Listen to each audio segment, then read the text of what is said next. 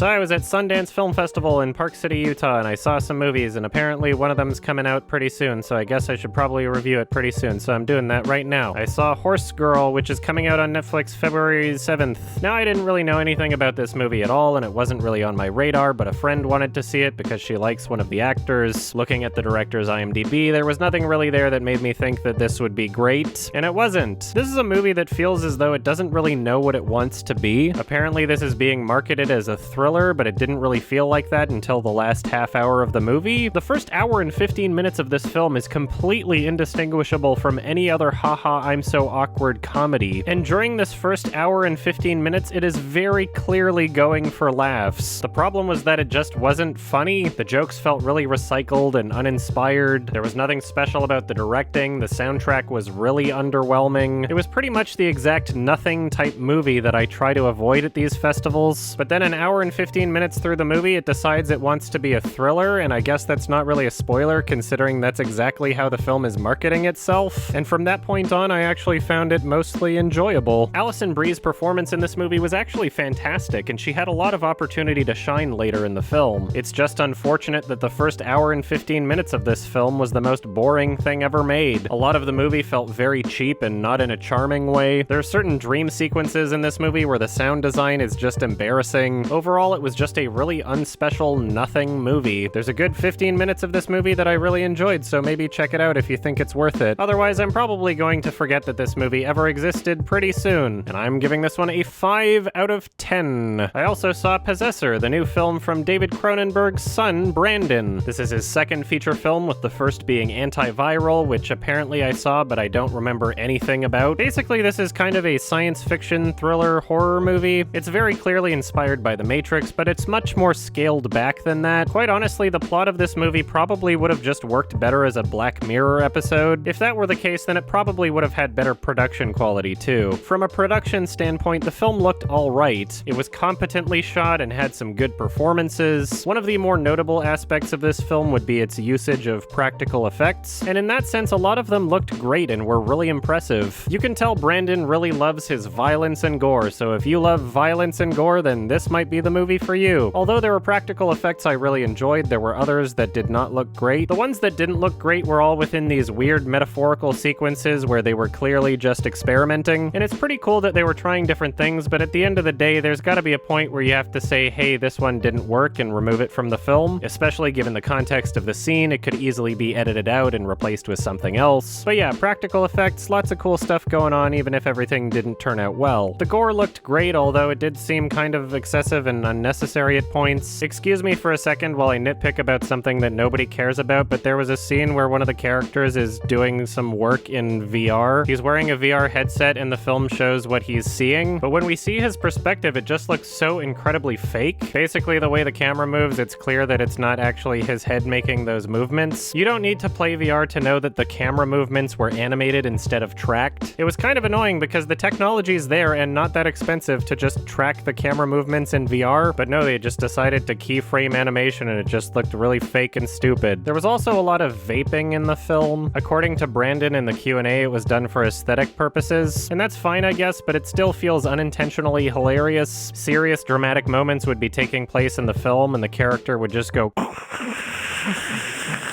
Anyway, nitpicks aside, I guess the biggest problem with the movie is that there were not any likable characters. It really would have helped the experience if I was able to root for anyone at any point. It is probably where the film is lacking the most, and that is a pretty important element. There wasn't a single character in this movie that was interesting or relatable, so it really just wound up making the conflict much less engaging. Still, the plot of this movie had enough going on that I was never bored, and the gore scenes, although often cheesy, were certainly entertaining. Check this one out if you want. If you like violence and gore, then you might really like this movie. It feels like a Black Mirror episode. It's alright, it's fine. I'm giving this one a 5 out of 10. Another film I saw at Sundance was Zola. Apparently this movie has got a lot of hype around it at this point, and everybody's going crazy, saying it's the best thing ever, but it was alright. Apparently this movie is based off of a Twitter thread that went viral. In 148 tweets, a waitress from Detroit told a story about a trip to Florida that she took with a stripper. sure. And honestly, in relation to this film, it feels like more of a gimmick than anything. It wouldn't really be all that special of a movie if it wasn't just the movie based on a viral Twitter thread. For most of the films I watched at Sundance, I wound up taking a bunch of notes on my phone after I left the theater, but for this movie I didn't, and that's because there really isn't that much to say about it at all. The film has some funny moments and there are some nice stylized editing choices, but overall it was just really one note. Once you've seen the first 10 minutes of the film, you've basically seen the whole movie. I get that they're working off of a Twitter thread that already exists, but it just feels as though the story was a bit repetitive, and by the end of the movie it felt as though it could have just ended anywhere. There were definitely aspects of the movie that were enjoyable, and Riley Keough's performance was really great. Even if it was repetitive, I did enjoy the tone, and the stylization of the film was pretty fitting for what it was. I don't regret watching it, and seeing it with a crowd probably helped my experience a bit too. So yeah, check this one out if you want. It was somewhat enjoyable. I won't be seeing it again, and will probably be forgetting about it pretty quickly. And I'm giving this one a 6 out of 10.